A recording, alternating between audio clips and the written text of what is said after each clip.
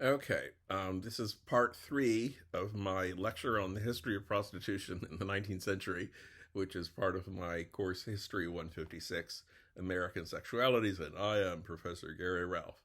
Now, in order to explain first why Storyville was uh, tolerated, and secondly, why it was eventually eliminated, I have to explain something about how the relationships between white people and black people changed after the Civil War. Um, I think a lot of people in America assume that the United States had always been segregated, and that was not the case. There was no legal segregation of the kind that we have come to see as representing America in the 1940s and 1950s before the Civil War, because there didn't have to be, because black people, men and women, were almost always slaves. There were free black men and women in the Civil War, before the Civil War, but they were very much controlled, and their rights were limited in terms of what they were able to do. In many states, for instance, black people couldn't vote, even if they were free citizens of the United States. After the Civil War and after the end of slavery, white people no longer had the kind of legal control over black people that they had back when almost all black people were slaves.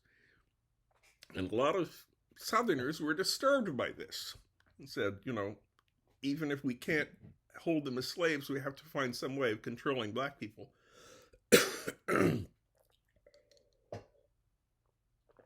And that was basically, the motivation for that was basically the fact that white people had always considered themselves superior to black people, and they had always been able to treat black people as if white people were superior to black people. And they wanted to be able to go on doing that. It's, in a short version, it's racism. But now, after the end of slavery, they didn't have any legal justification for doing that. So they started to create stereotypes about what black men and black women were like, and the details of those stereotypes were used to justify the social control that white people had over black people. And that control was still in place, because even though slavery had been abolished, in places like the South, most white people considered themselves to be superior to black people and continued to regard themselves as having the right to control black people. But instead of there just being slaves and everybody being able to take it for granted in slave states, they had to come up with a rationale for this. And one of the things that they came up with was the idea that black people were somehow very sexual in a way that had to be controlled. That if you had left black people to their own devices, then they would be going around, having sex with everybody, and that would not be appropriate. This has a kind of double-edged utility, because white people can control black men by saying that, if we didn't keep black men under our thumb, then they would go around raping white women. And this was the justification for the process of lynching that began to be very common in the late 19th century in the South. And it didn't necessarily have to be justified by any actual incident that had taken place. If a black man behaved in such a way that he seemed to be uppity or, not knowing his place, white people would manufacture an accusation against him that he had not necessarily even raped a white woman, but had just, said something risque to her or something inappropriate. And that would be a justification for them to take the black man out and hang him from a tree, burn his body, torture him in various ways. Of course, this was not only a punishment for an uppity black man, but it was a message to the other black men in the community that if you don't behave the way we want you to, we will treat you that way too. And because among white society in the South, these ideas and these principles about white men having to have control over black men were so generally established that lynching was not punished in local courts. One of the things that people had to do in the 19th century and even in the 20th century was to make the lynching of black men a federal crime, so that people who were trying the perpetrators of such crimes wouldn't be locals who were sympathetic to what the Southern white supremacists were trying to do. Another thing that happens after the Civil War is that the black women who had been the objects of white sexual harassment back when black women were slaves continued to be regarded by white men as sort of fair game for sexual oppression.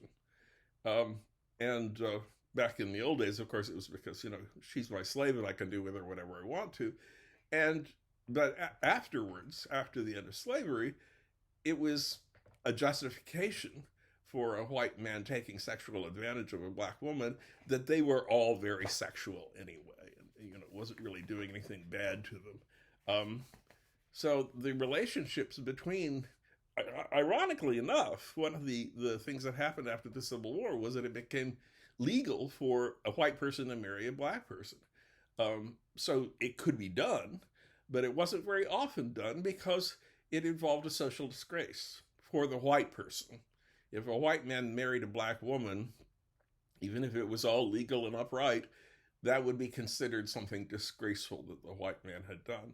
So even white men and black women who formed adult, civilized, emotional relationships often could not get married, not because it was illegal, but because the society that they both lived in would not accept it. I've mentioned in my textbook an example that my friend Alicia Long has written about, where a white man and a black woman had a relationship that lasted for decades, but they continued to live in separate houses. And they even though it would have been legal for them to get married, they did not do that, probably because the position of the white man in Southern society would be compromised by his taking that opportunity to do it. So most relationships between white men and black women were not legally established.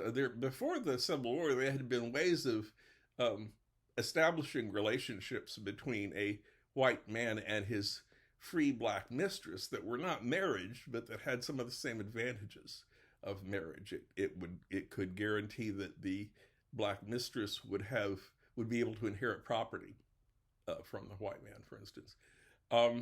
And some of these traditions carried on past the Civil War. One of them had to do with the position of the quadroon in Southern society. A quadroon, technically speaking, is a person, male or female, of whose four grandparents, three of them were considered to be white and one of them was considered to be black. So the idea was that there was the genetic inheritance that this person would have from people who were officially recognized as black would be relatively small. This person would still be classified among black people, although in New Orleans, for instance, where mixing of the races had gone on for some time, there were complicated distinctions based on how many black people of what sort you had in your ancestry. But the person, even though they could often be in terms of skin color, they could be as white as I am, they would still be considered to be a black person and still treated legally as a black person. There is a kind of mythology that grows up about the quadroon woman. Light-skinned women who were classified as black were sexually desirable, were considered to be sexually desirable among white men. And it's an interesting question as to why.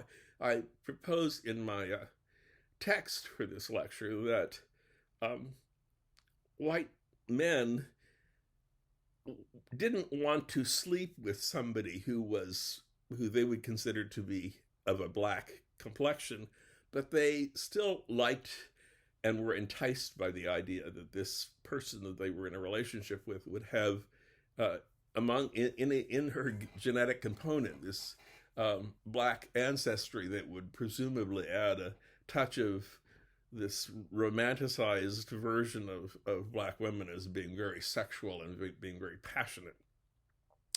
And after the war, as I say, it became legal for white men to marry black women, but it was still preferable for some of these men to maintain a quadroon or an octoroon, who was somebody who actually only had one officially black person among the 8 great-grandparents.